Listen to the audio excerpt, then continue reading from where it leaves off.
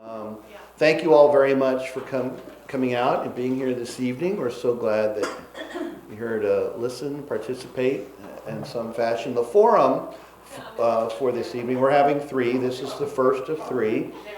The next one will be Saturday morning at 10 a.m. and the final one will be Tuesday, May 3rd at 7 p.m. If you're returning on Saturday, that one will be here. And if you're returning on Tuesday the 3rd, that one will be in our sanctuary because that's election day, so they're going to be using the room down here. So the reason we are doing, oh, by the way, I'm Stephen Melton. I'm the interim pastor here at Irvington Presbyterian Church, for those who might not know that. So the reason we're doing this is our church is in the process of searching for a new installed pastor. And so one of my responsibilities as the interim is to try to prepare for that new pastor. And one of the things that's important to do is for the church to kind of stop and reflect for a while on what its mission is, how it can best serve God's kingdom in this particular community. And one way to do that, of course, is to listen to the community. That what are some of the spoken needs of our neighbors? And we know very well that there are people who know much more than what we know, who have different points of views, which are very valuable.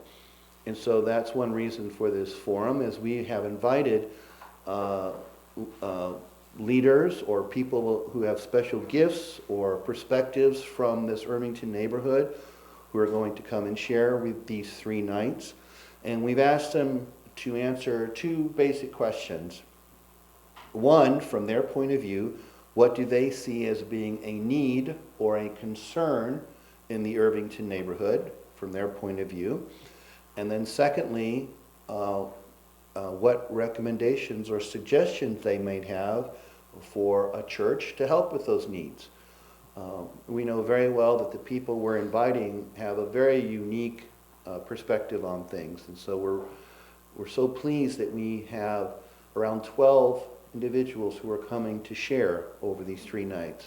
So we're really pleased. The 3 people we have this evening, to the left is Ms. Ethel Winslow, who is one of the owners and publishers and editors of the Weekly View.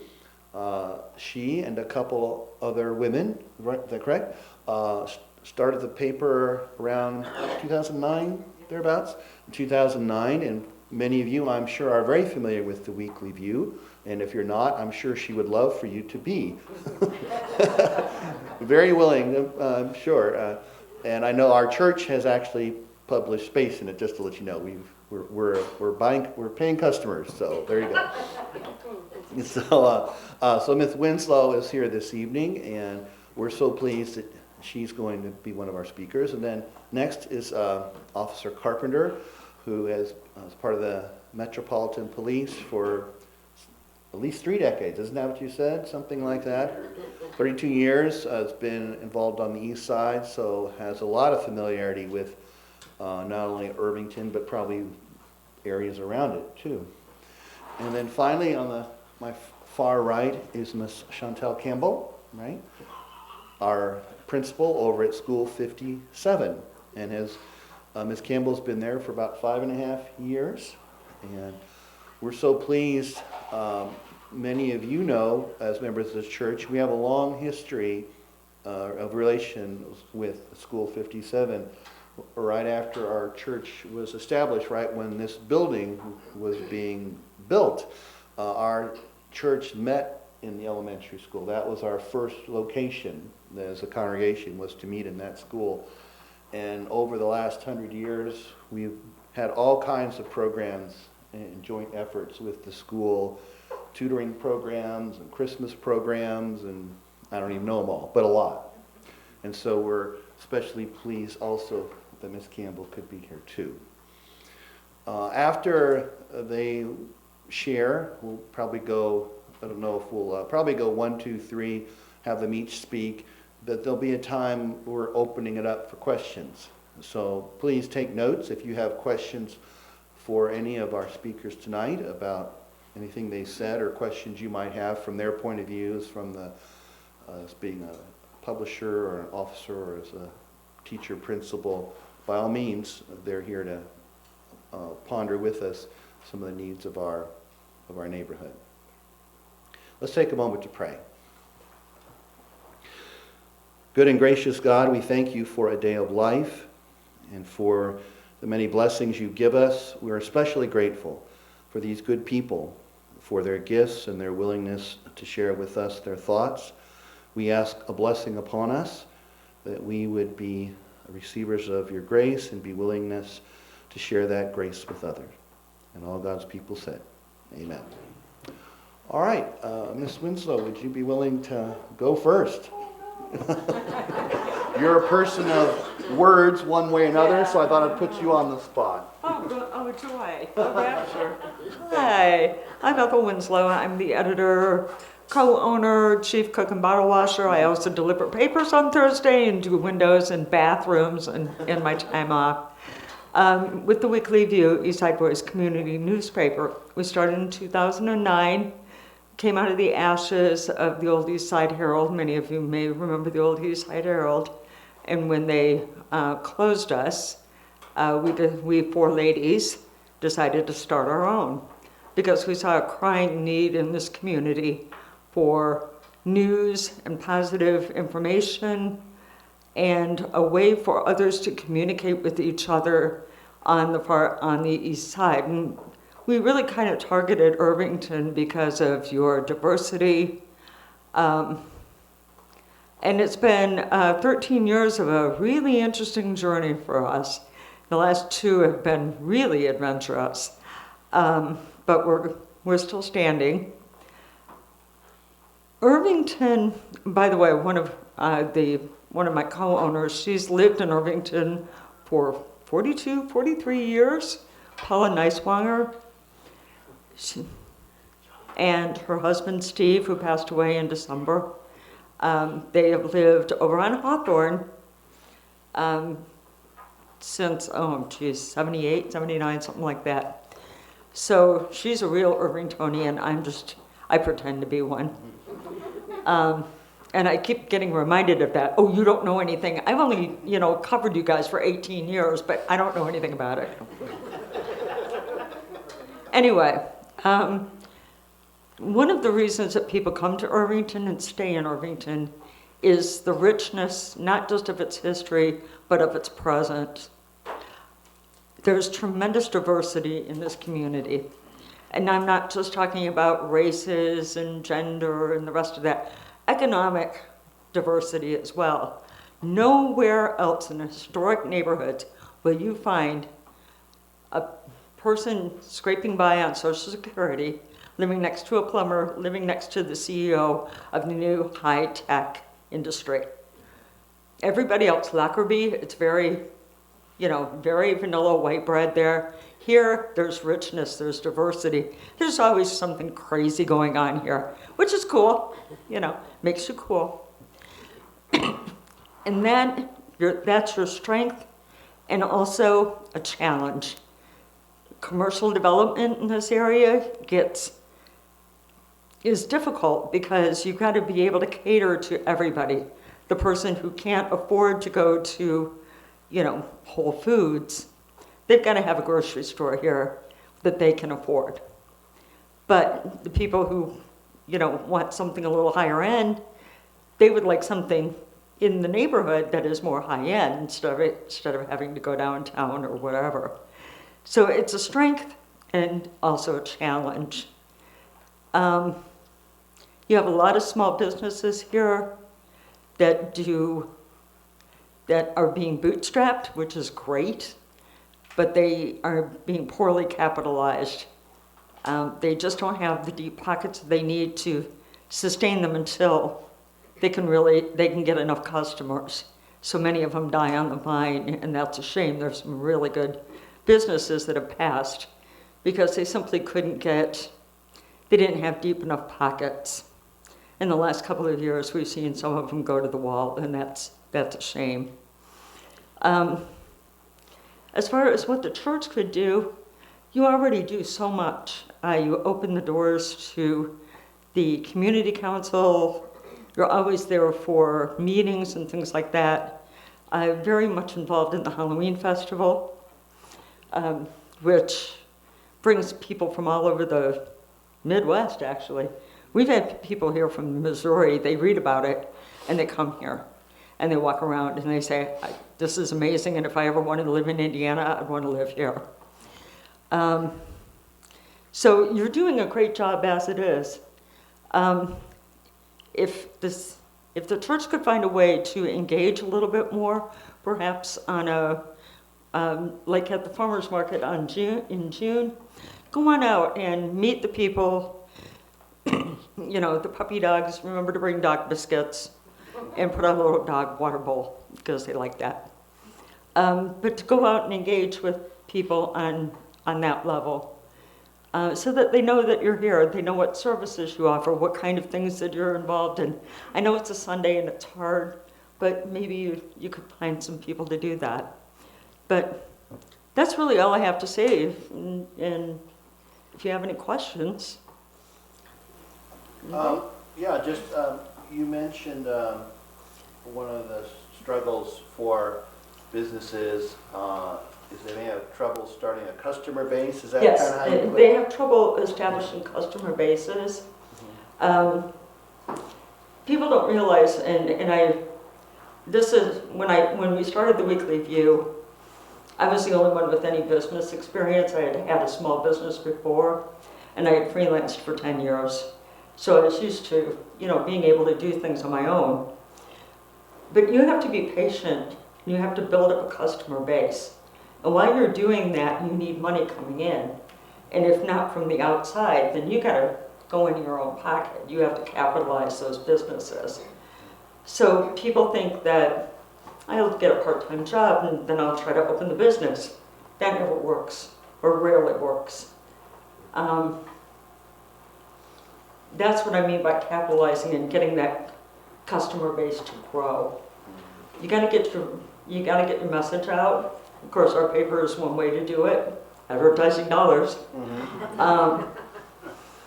But just being out on Facebook, social media, even though I probably shouldn't say that, they're sort of our rivals, but they do work to some extent. But getting out and but first of all, having enough money in your pocket so you're not going to starve to death before the business actually gets its wheels under it. Mm-hmm. Yeah. Are you aware of kind of along those lines? I'm just doing a moment of brainstorming. One of the things we have as an asset at this church is because it is large, is we have lots of rooms. Mm-hmm. And you may not be able to answer this, but one of the things we pondered is if there would be a way of offering these rooms to some organization. I don't know about a business, but I'm not saying it's impossible, but to some organization that might be able to use a room, as a way of helping them get started. I don't know if that resonates at all as something that makes sense, or what do you think? Well, the shared workspace idea, it's an interesting concept, and it doesn't seem to be able to work in real life just yet. The WeWork thing fell on its face. Mm-hmm. However, I think for small, independent, home-based businesses, where it's just going to be a person with their computer, all they need is desk space and a Wi-Fi hookup, mm-hmm. offering them space maybe, that they only mm-hmm. might need 2 days a week. Right. If you could offer something like that, that would be helpful for some people. Mm-hmm. It might be worth looking into or offering. Mm-hmm. Yeah. Right, sure, yeah. Like a shared space. Okay. Well, yes, please. The only thing about that, we do have the public library, and so we have that space, and we have the Irvington Event Center space, which does now operate as a co-working space, and it's next to Aldi's. And with the opening of, or the expanding, I should say, of some of the local coffee shops and things like that, I don't know. I would just be hesitant, not to say that we shouldn't go down that path, but there are some other options that have already kind of popped up, and so I would just consider those as well. And maybe how we could better partner or provide collaborations with some of those groups. Sure, okay. That would be a good idea, actually, of reaching out to them and maybe as an alternative space. Any other thoughts from? Well, what we might do, of course, is come back to you, but thank you for starting this off. Appreciate it. All right, very good. Officer Carpenter, encourage you to come up. Welcome. Very good. Thank you. Hi. It's an honor to be here tonight. My name is Officer Fred Carpner, East District Community Resource Officer, and I've been on over 32 years now on the police department. And I grew up and lived on the east side as a kid. I remember playing tennis at Ellenberger Park a lot when I was a boy, and riding bicycles, and what a wonderful neighborhood this has always been. And there's a lot of great people here I could see. I'm sure you've been here for years, you know, and that's what's made Irvington. Now, like Ms. Winslow said, there's a lot more diversity, and you do have a little bit people that need, people that need food and stuff and challenges. I would encourage, like Ms. Winslow, having a paper. It's hard because of the internet. People don't take the paper. I would suggest that each and every one of you support your local businesses like her and stuff. Try to. They're working hard in their neighborhood. They're a part of your neighborhood, and you want businesses to succeed in your neighborhood. So, like, I would shop in your neighborhood if you can, because that brings dollars and revenues into your neighborhood, and it'll attract more businesses. And that's what I think that Irvington, if I was Irvington, I would strive to try to find out what businesses we really want in this area. Like Irvington Plaza. I remember that when I was a kid. It was so wonderful. Had all kinds of shops. B&B, that's where I got my first driver's license at. So that's things I would suggest, maybe even the church, maybe trying to help out. You guys all talk and find out what kind of businesses we want and try to encourage them to come to Irvington and support them, because that's what makes a neighborhood. If you got the tax dollars in your neighborhood and you've got big businesses or even little businesses that support you, like the coffee shops are great. Like, all these coffee shops around here are wonderful. Support those businesses so they can stay afloat. But you guys are all wonderful people, and you do care about your neighborhood, because you wouldn't be here tonight if you didn't. And you've got a lot of years and a lot of time invested, and you want to see it succeed. And as a police department, we've got technology on the horizon. We're going to put probably more cameras in the areas and stuff. Try to suggest, if you think there's a good place to be a camera, let us know. And we'll see. I can't guarantee you, but maybe we can get you one. We're going to have more license plate readers. And what that is, I don't know if you know what a license plate reader is. They set it in an area, and if any vehicle comes in the area, it reads the plate. So like if you had a major crime, it can tell that, hey, these vehicles were in this area, and they can download everything later. And that helps us, succeed in that. But as businesses and homeowners, I know crime is probably a little higher than when you guys were younger. And I know it was higher than when I was younger, I know. Especially the violent crime. Because I remember back in the day when I was a boy, we fist fight. And then we were friends. We didn't go home and get a gun. Well, you whip me, guess what? I'm coming back and I'm going to shoot your house up or I'm going to kill you. We didn't do that. We fought hands and fists, and we respected each other. And until we get that back, we're going to lose. Just like speaking with the principal here, education's important. Our kids are the future, And I always told my kids, manners and respect are free. You better use them. And that's what I think we need to teach. And maybe the church needs to really talk to these younger parents and teach them to show their kids respect, love, you know, to the elderly people, the young people, everybody, to respect everyone. Because I don't care who you are, you know, it's important. Respect is something, I mean, I might not agree with you, but I'm going to listen to you, and maybe you might be right. But I won't know that if I don't listen, right? I'm not going to know what your needs are or I can go to a radio run. And if I don't listen to somebody, then I really don't know what the problem is. You know, I make an assumption, but I don't. But the only thing I would suggest too also for you guys, to report things. Never be afraid, report it. That is the most key, and I know you guys do, but keep it up.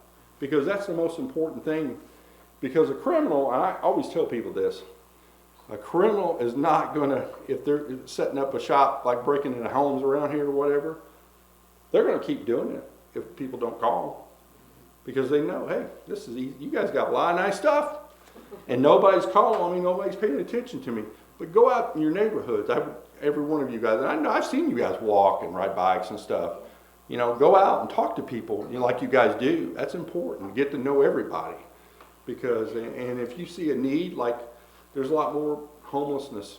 And if you see that, let us know.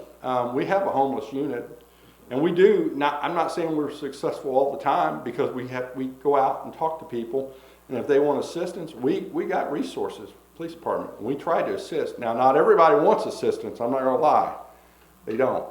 But I think if you guys, businesses can attract businesses and keep the businesses you have, like support small business like Winslow, I think that's important. That's my body camera's getting ready to die. I apologize. I'm going to turn it off. But I don't have it on, but it's, anyway, but I think that's the most important thing is to, you know, support your own neighborhood, because that's where your tax dollars go, you know, that's where the revenues is. If somebody can't make it, like her, she's going to be gone. Now, who's going to take her spot? You got to pick and choose your businesses. And I think that's the most important thing, to get involved in the businesses that you guys really want here. Just like that property right now, I seen it for sale, 5936 East Washington Street. There's a real estate sign. They had a homeless camp for a while, and we had trouble because we had to get the health department involved and everybody else, because we could not get a hold of the landlord. And that's the problem. And that's something maybe you want to think about, you know, trying to talk to your council and try to get stronger landlord things, because it's important that we know who the landlords are so we can contact them. You know, they need to have a better setup, I think, because if they're not accountable, the landlords that are not doing the right thing, then they need to be accountable. Because you guys got a lot of money in these houses around here. I've looked at them. They're nice. I drove around. I've been, you know, some of these houses. I know they're nice. Very nice houses. And you ought to be proud of that. And I know there's a lot of community in this neighborhood. That's why I love it. And it is more diverse. She's correct. Yes, ma'am. I really liked your point about the sort of a non-violent conflict resolution. Yes. If we were to take on that, say, as a church, and to say we were going to try to have an effort to teach nonviolent means of conflict resolution, would you suggest that it would be more helpful in the general Irvington neighborhood to do that with adults or with youth, or both? I think both, probably. I personally think that the parents, that's the most important. They need to teach them, but you guys need to teach them too, right from wrong. Say, hey, you know, think about this. Would you want somebody doing that to you? Would you want me? What's your favorite thing? Oh, you like your cell phone or your car or bicycle? Well, what if I just tore it up? You know, think about, you know, that. You know, I've had people talk crazy and, you know, cuss. I've seen one person use all kinds of profanity toward an elderly person, and I'm thinking, why are you doing that? Well, I can. I said, yeah, you're right, you can, but is that respectful? I said, because would you like somebody talking to your mother like that? I hope not, or your sister, or you. You know, you change your, you know, concept about things, and I think it's important that we help teach the youth. That's why teachers are very important. I mean, you know, that's the first line, and the home is the main line. And you get that through church. And I think that we're lacking that nowadays, because when I grew up, we went to church. We didn't go to church. We didn't, yeah. So I think you need to teach the young people values. Yes, ma'am. And then I had another question too. You were talking about needs being out there. When you get a call, is there any particular kind of need that you see often that is fillable by this church? In other words, if you get a call to a home, do you see that maybe something is based in lack of income or lack of food, or I know obviously lack of skills to get along with Yes. each other, but is there a particular need that you see that often that we could We help see meet? we see food needs. We see sometimes clothing needs, and we've got, believe it or not, we've made some good contacts with people. The other two people that I've worked with, Stacy and Roman. We've made good contacts. We've got contacts that give us good used shoes and stuff. We try to take that out. Hats, food bags. We have them at roll call right now for officers. They can take it and bring them out there with them. We encourage them to help the community when we come in need, because sometimes people do need things. And I think it's important, as a police department, we're changing, because of lack of respect, we don't have that anymore. You have to really earn that, which I'm not complaining about that, because I've always thought of myself as an officer that I was no better than nobody else. And I better treat somebody just the way I want to be treated, because that's important. That's the golden rule of life. If we had that, just think about how much the violence would go down. But like I said, just keep reporting, encourage the youth to come here, maybe having some kind of a cookout thing or something, and getting to know neighbors, going walking, maybe walk a street, different street every week or so. Not every day, because I know you can't, but maybe for an hour or so. Sure. Talk to people, in your church. Say, hey, look, this is our church. We're what are your needs, or how are you doing, or do you need something health-wise? If they do, we can help too. I mean, we have people give us, believe it or not, coats. We gave those out. Every year we have shop with a cop, the kids. We can't do a lot because, because of money, we do what we can though, the donations, because we have to create that money, unfortunately, too. But like I said, if you can get big businesses here though too, and keep your little ones, it would be better. I think it would be better. You look at the gas station down there. Like there used to be, I think, at the Clark station there on East. It's gone too. The main thing is if you can keep the eyesores not looking like eyesores, because Irvington Plaza, I can tell you right now, they're having problems. People trying to get in those buildings, and we've talked to them about securing them better. But that's, they need to really something. They're gonna have to put some money in there, because if not, it's going to keep going down. Unfortunately, it's unfortunate. I mean, but it's true. I mean,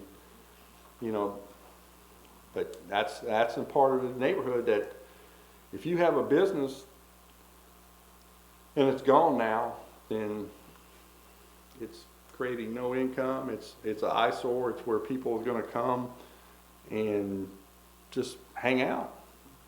So, and that's something, that, I'm not blaming Irvington Plaza or anything, but I mean, but there's something that needs to be done. He needs to, say, hey, I want to get these businesses. I would want to have more businesses. If I was the owner of that plaza, I'd say, hey, I want good business. I'd be going out there trying to get a business come in, like a Kroger or something, or anything, something good, whatever you decide you want. Maybe another B&B. I don't know. Just something that would help the community out. Maybe a drugstore. Whatever you guys think your needs are. And that's the thing.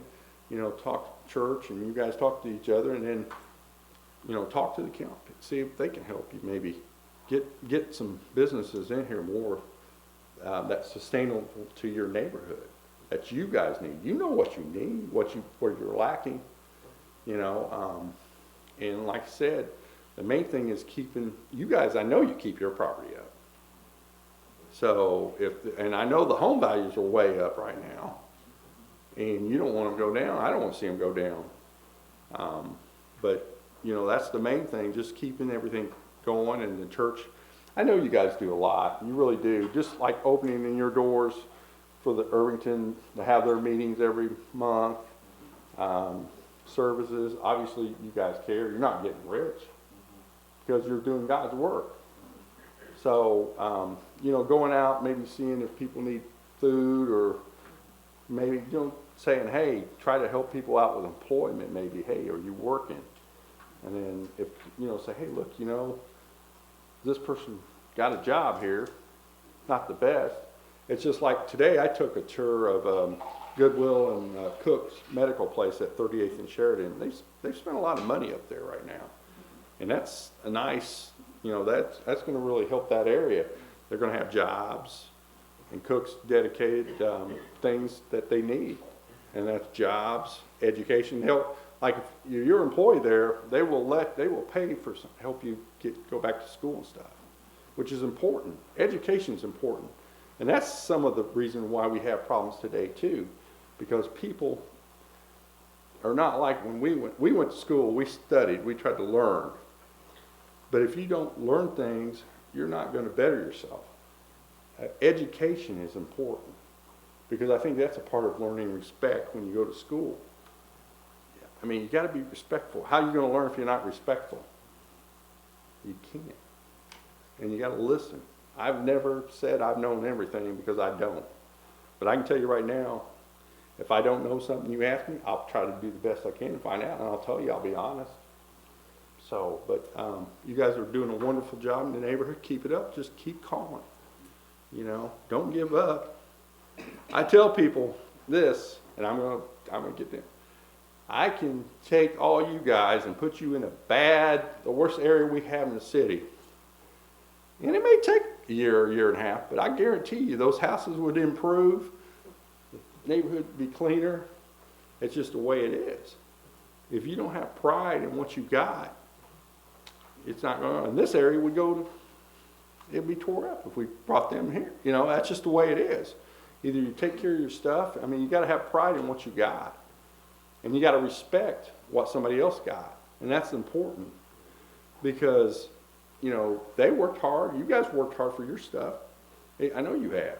Nobody gave us anything free. I know I never, but you know what? I love my mom and dad. They taught me right from wrong. I've been fortunate. I've had a good career in law enforcement. So I'm thankful. So thank you guys for letting me be here. I think that when you were mentioning cameras, I can speak for many when I say we'd love to have cameras here, only because you may or may not know a little bit of our story, but we had the catalytic converter stolen from our That's a big thing right now. bus here 3 times. But that's something I would definitely encourage. I've had my bicycle stolen twice, and I live right over. So I'll tell you right now, though. there's crime, in other words. There is. I can tell you something right now. If, like he was saying, bicycle, you have to almost lock everything up, because if you cannot set a bicycle, I know that for a fact. Mine was locked even. Was it? Back in the day, I remember I used to lay my bike around and didn't have to worry about it. But it's changed. Yes, sir. All right. There's some way to kind of put those in columns, what's happening, bike thefts, this kind of thing, in the east side. You could have a kind of a weekly or a bi-weekly They used to do, neighborhood watch. many local newspapers used to do something called police blotter. Yeah. And they would get these reports. I know, I grew up in a small town in Michigan. Yeah, And that was the best part of the paper, let's face it. Yeah. Oh, yeah, They tell you everything. oh, yeah, to the end, oh dear. But the problem was, because I've been asked that before, can we get a police blotter? Can no longer really do that. You'd have to go through East District, and it opens us up to liability, and I will not do that. I've been told by lawyers that, yeah, you probably don't want to do that. Yeah, somebody sees any kind of identifying information that they committed a crime, we could get sued. So, yeah, no. Well, I was just thinking statistically, kind of cautionary be aware. A robbery or a Yeah. general or Well, How, we do, the boundary for the East District? It goes out to Carroll Road all the way almost to the interstate and goes out to, yeah, it's a lot of square And so miles. you have one police officer for how many We have, per capita? we probably have about 18 officers usually running a shift, I would guess, if I was guessing. I'm not sure because I haven't ran a shift in a while. At least 18, we have different beats. Every area has a beat. It's hard. Sometimes I'll tell you right now, on middle shift, them guys are busy. And the thing about it is, if they get a shooting, there's so many. You have to have so many cars on that even, because you got to separate witnesses. You got to secure your crime scene. And it takes a long time to process too. IMPD also has a monthly meeting. We have The task force, forces, and yep, we Which are do. fantastic. Yeah. They're And, very well attended. I remember the date. I want to say it was May 11th on the next one. Yeah, I think so. At 2 p.m. Let me look here. I think it is. They have one, they alternate between an Yeah. afternoon and then an evening. Yeah. I think the next one is at 2 p.m. on May 11th on the chip. And they always have presentations Yeah. about, what the crime stats are. Yeah. The commander over there is fabulous. Yes, All he the guys is. over there are great. And they also give little presentations, I've been over there quite a few times, presentations about specific types of crime, how to prevent, burglaries and things like that. And also afterwards, you can talk with the officers, and it's just great. Yeah, it's May I really 11th. recommend it. May 11th, 2 p.m. One other comment. I know I get the cart before the horse, but Washington and Ritter Street, I see the caution lights for school, Yeah. but people just still don't seem Yes. to I They're know. still get not the doing it. significance. It's sad. They've had people out there running radar too. I know that because after that, it's just sad. I mean, I don't understand that because, I remember my young son when he first started driving was, I found out one time and I was like, you realize one thing, if you kill somebody, I hope you can live with that. And you realize you're going to go to jail for that. I mean, I couldn't live with that. I mean, people got to realize one thing. Yeah, you can speed, but if you end up hurting somebody, you're going to be responsible, and you've changed your life and that family's life too. Though that's even more important because you can't. I always tell people, metal that can be replaced, but you can't replace human life. You can't, and it's sad.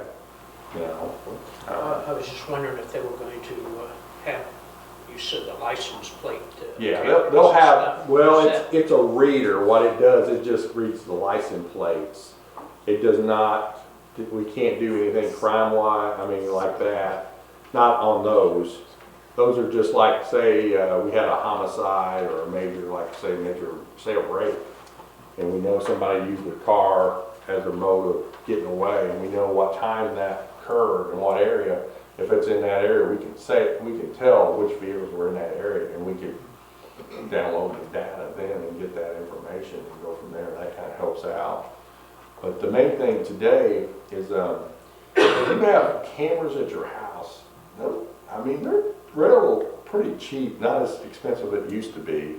I would suggest, it's unfortunate, but I would definitely suggest, even the church here, that would be a suggestion, but that's definitely a thing, because the way things are today with prosecution and stuff, there's some cases we can't prosecute because we can't, unless we can say that's definitely the person, they're not going to file charges. And I don't blame the prosecutor's office, and I'm not blaming, but it's kind of like if they blamed you and we had no witnesses, no nothing, no video of you doing it, that wouldn't be right.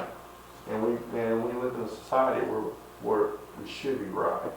We should. I would like to think, in the United States now, I know some countries, I'd hate to be tried over, because you might just be found guilty and took out the back next door, you know, and not even have a lick of evidence on you. But I think we hold ourselves to a higher standard, you know, and they really do, like prosecutions now, unless you have evidence. I mean, you have to have a lot of evidence. It just, you know, it can't be hearsay, you know, that's why it's important to be witnesses and stuff, because they're not going to, and I understand that, and I agree with that, because I'd hate to see somebody go to prison that didn't commit the crime, because I can't imagine. I mean, they got a family too.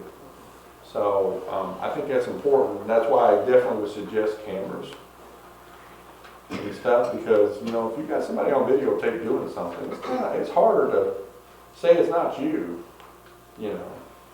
So, yeah, sorry. Thank you very much. You're welcome. Sorry about that. No, we appreciate it greatly. Greatly appreciate it. Thank you very much. You're welcome. Officer. Yes, Ms. Campbell. Look forward to hearing from you next. I feel like the previous speaker set me up for success. Yeah. Standing here in a church, it's reminded me of something my pastor always says, and he always says, I'm not going to be before you long, and that's usually when he's going to be before us very long. But I'll try to be brief. I'm the principal at George Julian, 57. I've been there for 5.5 years. First of all, want to express my gratitude to Irvington Presbyterian Church. They have been supporters of our school the entire time I've been there. I can't speak to the whole 100 years, but I will say in the last 5.5 years that they have been very supportive of anything that we were doing consistently, making sure our students had school supplies at the beginning of the year, and just generally being caring adults in the building at different times in our building. So incredibly grateful for that support over the years. Even through COVID, when it was difficult, we still continued to get messages and support from the church. So that was just really great because we needed it at that time. So as we're starting to open up, I've been talking to Kathy a lot about what that partnership could look like going forward. And this is like a bigger question of like community, and we've been having a lot of conversations about the work that the church is doing around equity and the conversations you're having there. When I think of the need of our school, what I will say is, as the principal, we care for our students. We're a K-8 school, so we have kindergartners through 8th grade. So the challenges of the littles and the challenges of the ones who think they're adults. So from K through 8, we have students with very different needs, and we are a diverse community, but also a very diverse school. What I will say is that we care for our students, and we work really hard to care for our students from 9 until 4, but we worry about our students from 4 until 9 again. One of the things that I know from my own growing up experience, I didn't grow up in like the best neighborhood, but what we did have is a village, and we have a community of unvillaged kids. And so that is one of the opportunities that the church could provide, is just an opportunity to provide that village. Opportunities for students to have something productive to do when they're not with us.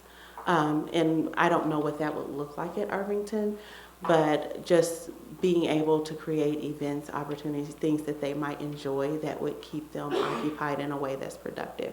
Now, I don't worry so much about my K through 5s because their parents usually have childcare for them, and they are usually supervised and monitored, but I really worry about my 6 through 8. Because oftentimes their parents are kind of trusting them to have some independence, as they should start to have some independence, but they're in a community, and they do need that village experience, that wraparound experience where they know that they're cared for. And I think that is in alignment also with the work you're doing with equity and the work that we're doing with equity, because that doesn't always look neat.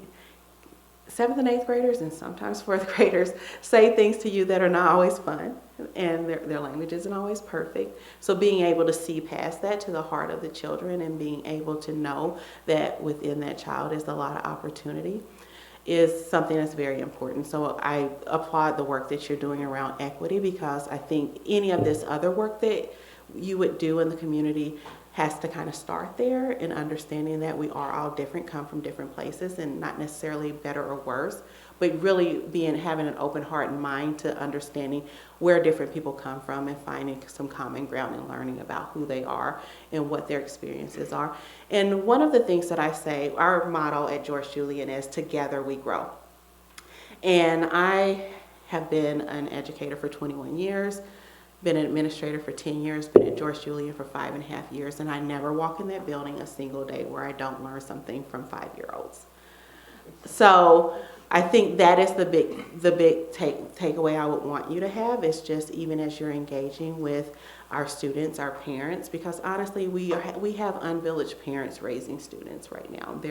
There's just been that absence of village for a long time, pretty much my whole time as an educator. And I think that there is this opportunity in this moment coming out of COVID where we started to really appreciate and understand and learn the value of the village, where we can start rebuilding that. And so understanding that there are opportunities not only to give but to receive in those situations, and to learn so much about the kids and their parents and where they're coming from and what that experience is, and it's so enriching. So I wasn't before you long. You're not done yet. Okay. Nice try, though.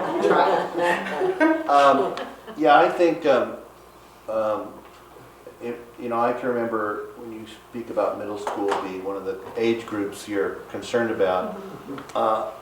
As I recall my middle school years, one of the things, at least for me, and I think for a lot of kids that age, is a couple things. One, I think they look for opportunities to work.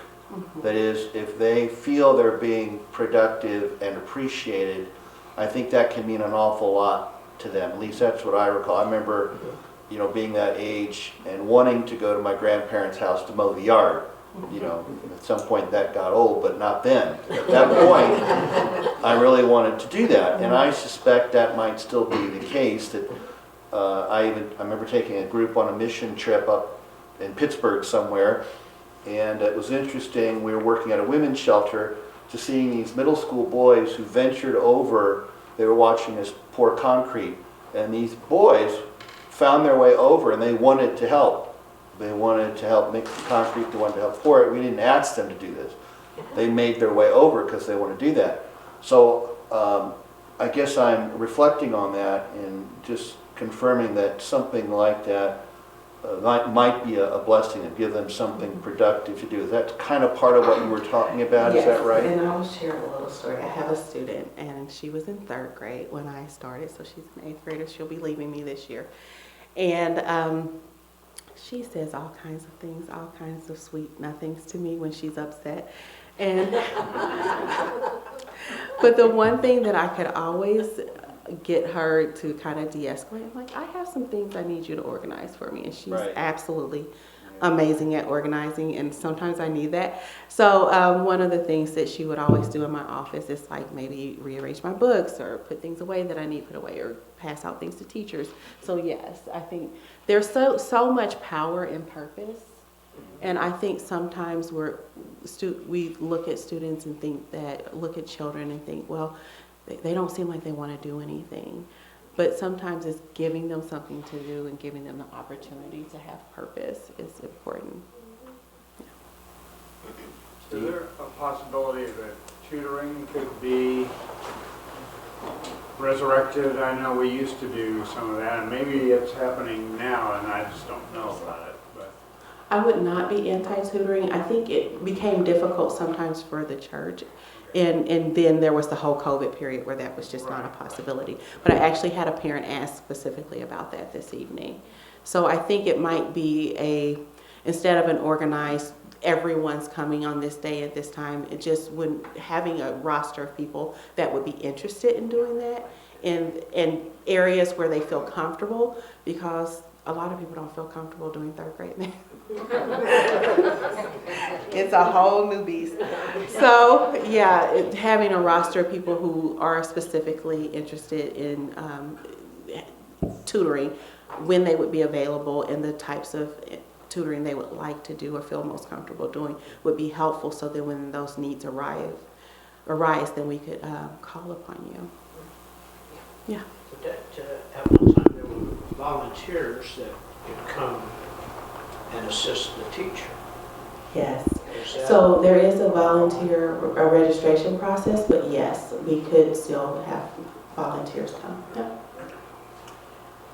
Yes. Okay, a lot of us were interested in supporting the playground, and did you have something to do with the article? I did not. Okay, it was a wonderful article. Here's the thing, and I'll be completely honest about this with you. As a leader, the one thing I have the hardest thing doing is asking for things. So I'm fortunate that I have a very powerful and mighty PTSA that has no problem asking for things. So they are kind of in charge of the playground project, but very strongly in support of it. It's a healing process for our school to be doing something productive and creating this special place in honor of Hannah. But we also are seeing it as an opportunity to create a really great space for the community as well.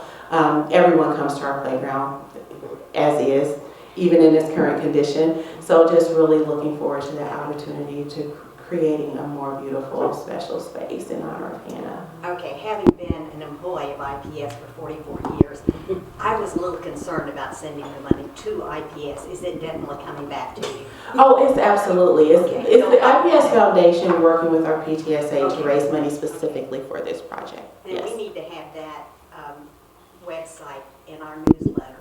Somebody, Yes, it's coming. it is, okay, okay. Yes, so you can be assured that yes, that money is specifically coming through the foundation, but it's coming directly to the playground. Yes. I sort of thought I saw the link on our website at some point. Am I wrong about that? Or? No, It was in there a couple of weeks when it ago. first started. In the Friday emails, it's been. Right. Well, there are updates, there are images, there are Sure. an actual goal now, so hopefully. Well, and Ms. Campbell, if you could also share the matching grant that why you really want to donate. Yes, so until, I think it's like it starts officially on May 11th, but for 2 months, all of the dollars that we raise for 2 months will be matched dollar for dollar. And we need to hit that goal within that time period of $50,000 so that it's completely matched. So that's what we're working towards at this time. It was kind of a soft opening with our trivia night this past Friday, but going forward for the next 2 months, all of the dollars that we raise will be matched by the grant. Yes. So I went to school 57, and I also went to Howe High School. And I did some volunteering at Howe High School, and one of the things that I was surprised and shocked to learn when I was there, before IPS chose not to keep Howe open, was how many of those students were homeless. Oh, yeah. And I just couldn't believe it. There were so many. Is that the case at 57 as well? I can't give you exact numbers, obviously, but I will say that homelessness is not just one thing. So what we consider homeless is also those people who are doubled up. So you're living with aunt or uncle because you don't have secure housing. So we do have some families in those situations, yes. Yeah. Yes. I have a question that also might, as a resident and staff member, traffic safety, traffic control on Washington, the school zones, particularly 57 and boards. Is there some way that we can be supporting a larger effort for to support the students and the staff for safety and families that it's dangerous on Washington? Yes, I would say keep your eyes open because I know that the Irvington Community Council is having some conversations about that. So they are being pretty persistent about just our general area because even back down Ritter, some of our kids come from further south on Ritter and just crossing the streets and all of those things. So yeah, I don't know all of the bills and everything that's in play, but I do know that the Community Council has been working on that. Is there anything like an after-school program for kids. You know, I mentioned about, you know, and you said about giving them a purpose. That's one approach. Another approach is just giving them something to do for fun, or arts and Yes. crafts, or you name it. Is there anything like that? And there's another opportunity.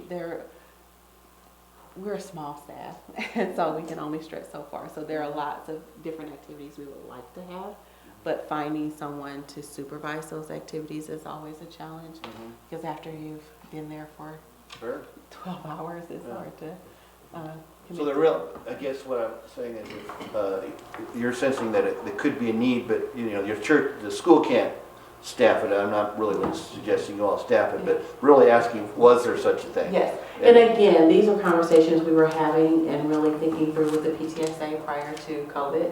So Right. now that things are opening up, like revisiting those conversations about what clubs make sense. We had a robotics club for a while. There's some kids who are interested in chess, trying to teach me chess, failing horribly.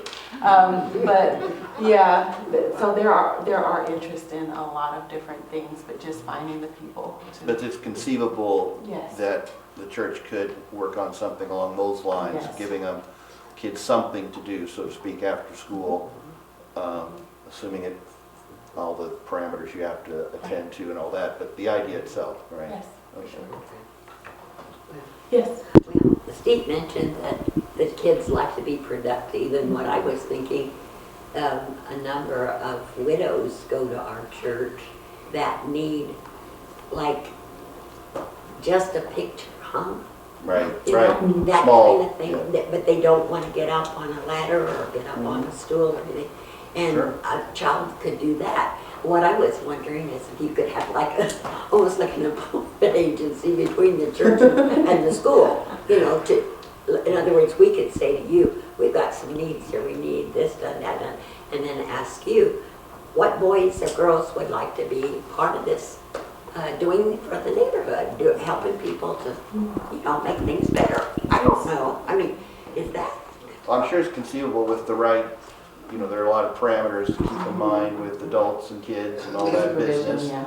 But I would imagine it's conceivable that, Well, what I was that's my opinion. I don't, probably the liability, I suppose. I was just thinking that. Probably But it's a very liability. interesting idea. But, you know.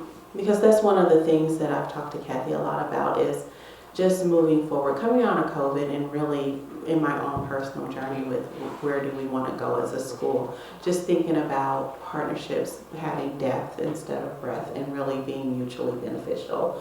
So what are the opportunities for us to grow and improve through those experiences, and how can we help others to grow?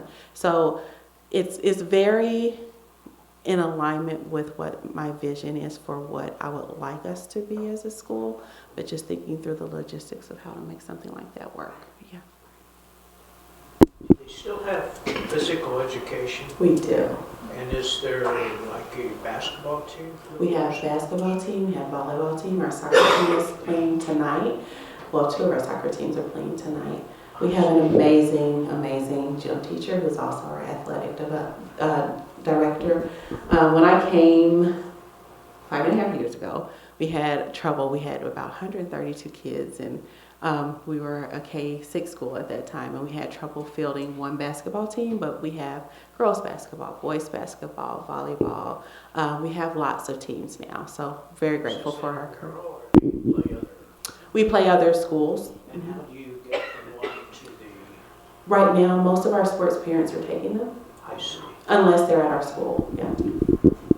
So we have some of our basketball games at our school, otherwise the parents are typically taking them. And the students purchase their own equipment then? No, we do have uniforms and things like And that. that's, you could probably donate to that athletic budget then if you wanted to. We actually are fortunate in that we have an athletic budget. That's one of those budgets we have. So we're fortunate in that way, so we do have. Imagine that, sports. Sports, yes. Yes. I don't know, this may already have been done, but I'm not aware of it, is it, if it has. Would it be helpful if we could arrange some kind of like some interested people from this church to meet with the PTSA from your school and maybe together brainstorm about some of that depth of coverage? Because it sounds like there's a lot of possibility here, but they would know. I mean, we have ideas, but I'm sure they have ideas that are more close to home, so to speak. So I think what might be even more helpful, and we were working towards this again pre-COVID, but we have a leadership team at the school, and really, ideally, we have members of the community on that leadership team. So when we're talking about everything from data to planning our budget and things like that, then we have that input from all of those people. So it has never been exactly what I wanted it to be, so it would be lovely if we could have some community involvement in that team. Yeah.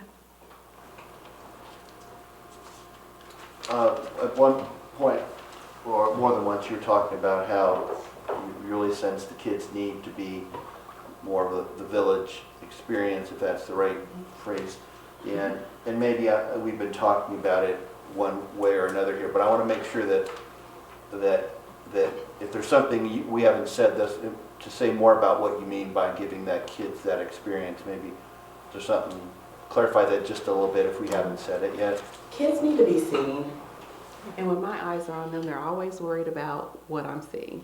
And so to be seen by someone that is like the only horse they have in the race is to see them be successful, someone that's not a parent, that's not a teacher or an administrator, just having an opportunity to have some interaction with people who just want to get to know them and want to find out what they are interested in and share what they're interested in. And so I just think that opportunity to have positive interaction with caring adults is just something that they don't always get.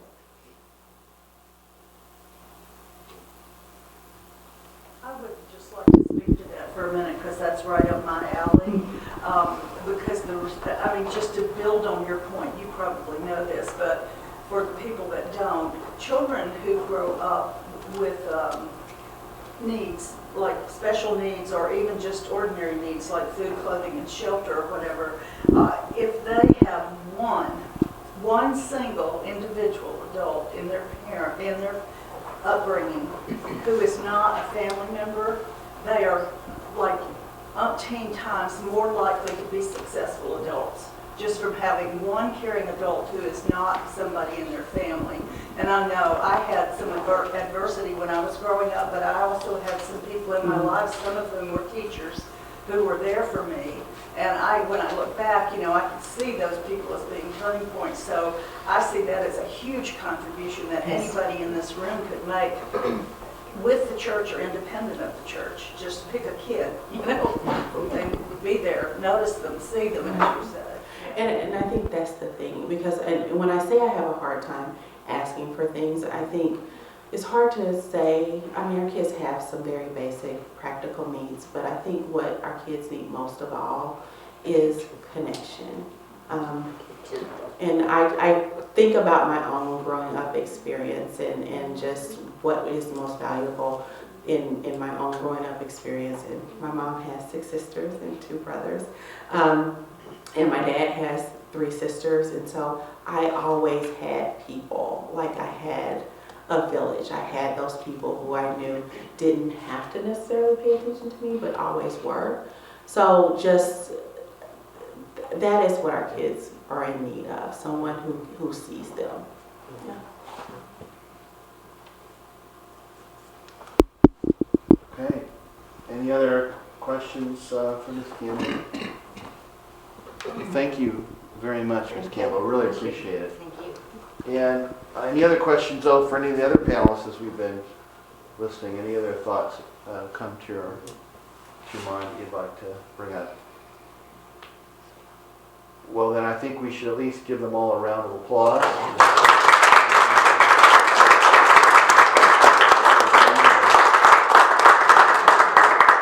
Thank you very much, Ms. Winslow and Officer Carpenter and Ms. Campbell. We are so grateful that you would share your evening with us a little bit and share some of your thoughts, and it really does mean a lot to us. And in my mind, it's been very, very helpful. And as I mentioned, we're going to have 2 more of these on Saturday and on Tuesday. I hope you all will consider returning and invite people from the church, but also people from the neighborhood. I think just as you can tell by listening to these folks, that whether regardless you're a member of the church or not, if you're from the Irvington area, you could really learn a lot from what these people are saying.